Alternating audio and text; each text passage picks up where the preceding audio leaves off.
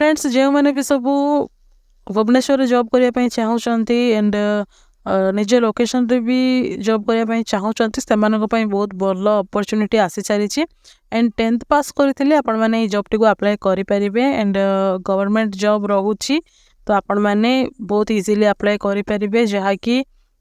362 post आसी multitasking staff रही general post रोचे तो जहाँकि intelligent bureau IB MTS recruitment 2025 रही से ही जॉब डिटेल्स विषय आम ये बर्तमान पूरा डिटेल्स जाना कौन कौन सब क्राइटेरिया रही एंड बहुत भल सैलरी पैकेज भी रही भी आम ये डिस्कस करने सबकि डिटेल्स को आम डिस्कस करने एंड कि भाव में अप्लाई करेंगे ताहा भी आम ये देखने तो कि भाव में आपण मैंने जॉब पाइपर तो आम सबकि डिटेल्स को ये कवर करवा आपण मैंने जदि इंटरेस्टेड अच्छा ताहले वीडियोटी को स्किप न करके शेष पर्यंत देखंतु जहाँ द्वारा आपण मानकर सबकि डाउट क्लियर हो पार। तो फ्रेंड्स चलतु स्टार्ट करवा।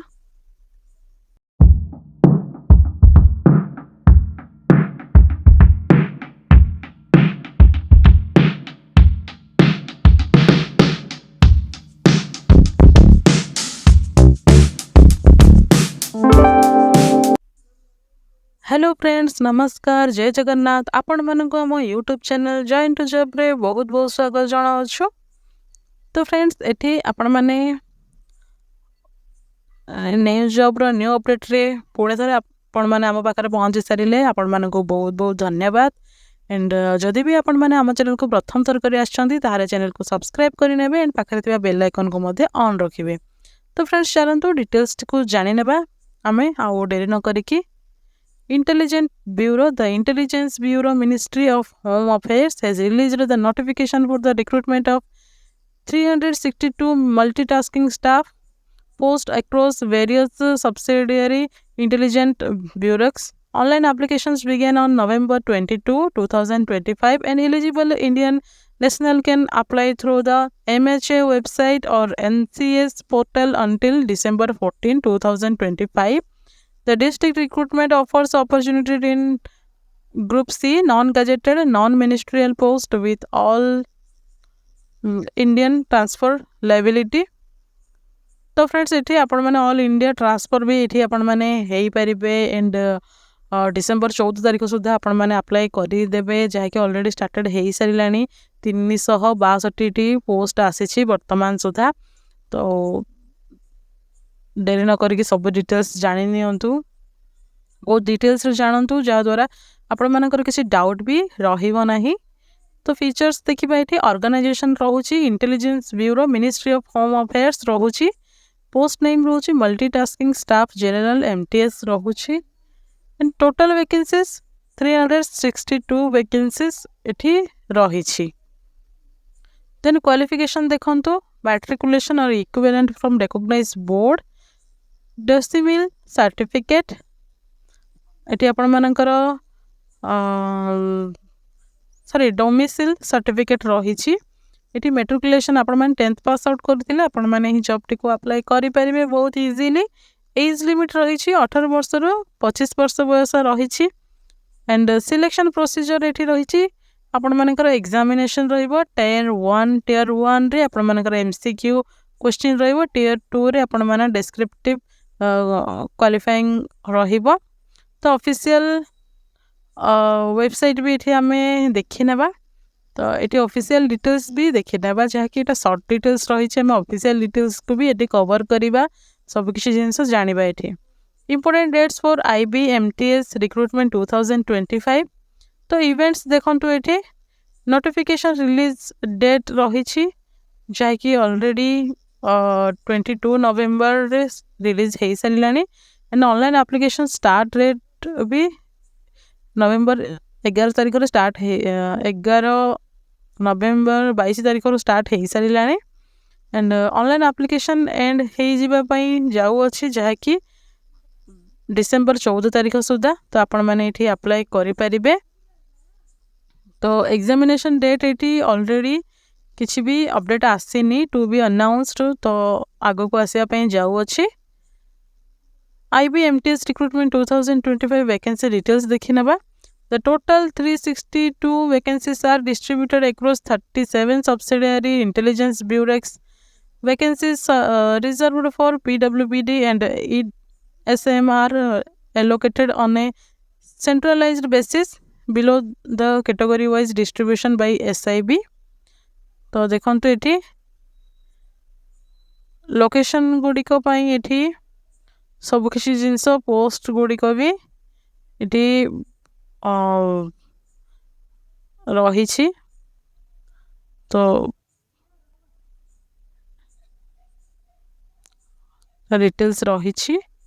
देन देखंतु एठी एजुकेशनल क्वालिफिकेशन देखिबा ताहले एठी एलिजिबिलिटी क्राइटेरिया रे रही candidates must have passed matriculation or equivalent from a recognized board and possession of a domicile certificate of the stage against which candidate has applied on closing date of application. तो आपण मानकर एठी age limit 18 वर्ष रु 25 रही qualification only 10th पास रही तो category देखंतु एठी एज रिलैक्सेशन भी रही एससी एसटी मानक पई 5 वर्ष ओबीसी कैंडिडेट मानक पई 3 वर्ष एंड डिपार्टमेंटल कैंडिडेट मानक पई अप टू 40 इयर्स रही widows divorce women separated women not married जो माने मैरिड हे नथिबे से मानक पई अप टू 35 इयर्स रही यूआर कैंडिडेट मानक पई ओबीसी मानक पई 38 रही 40 रही एससी एसटी कैंडिडेट मानक पई रही एंड एक्स सर्विसमैन मानक पई एज पर गवर्नमेंट इंस्ट्रक्शन रही देन देखंतु एटी सैलरी रे पे स्केल देखिबा ताले एटी लेवल 1 रे रही 18,000 to 56,900 रही level 1 in the pay matrix plus admissible central government allowances. Note special security allowances 20% of basic pay in addition to the gov allowances. Cash compensation in lay of duty performed on holidays subject to a ceiling of 30 days. तो ये आपण मानकर salary भी बहुत भल रही 18,000 to 56,900 टंका आपण मानकर एठी सैलरी पैकेज एठी रही जाउछि देन एग्जाम पैटर्न देखाउँ तो एग्जाम पैटर्न रे कोन रही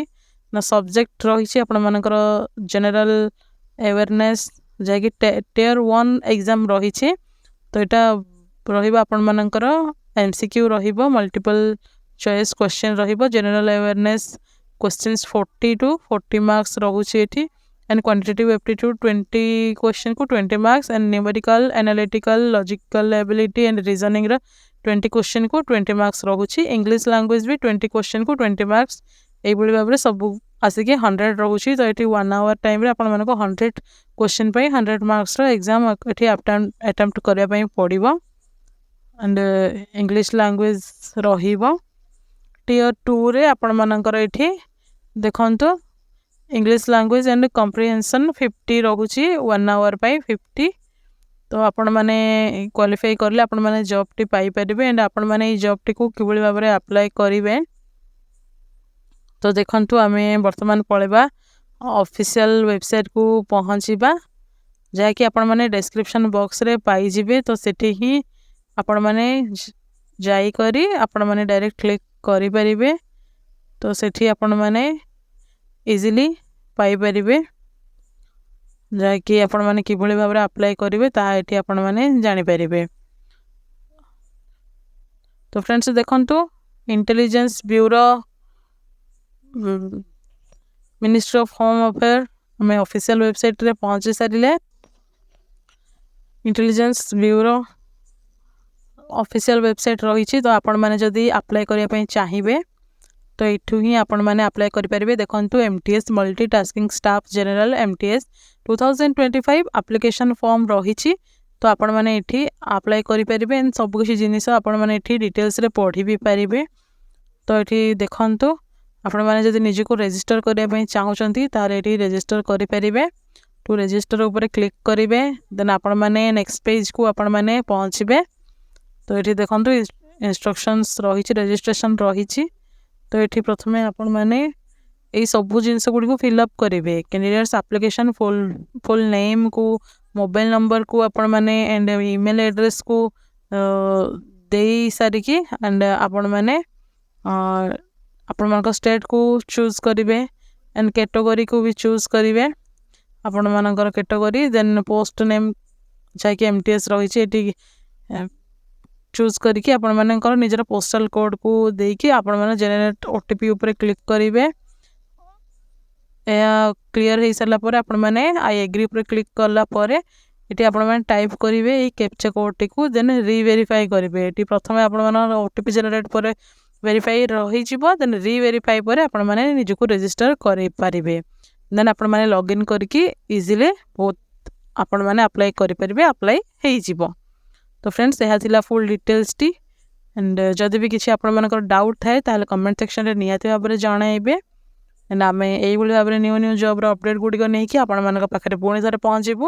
ସେ ପର୍ଯ୍ୟନ୍ତ ରହୁଛି, ନମସ୍କାର, ଜୟ ହିନ୍ଦ।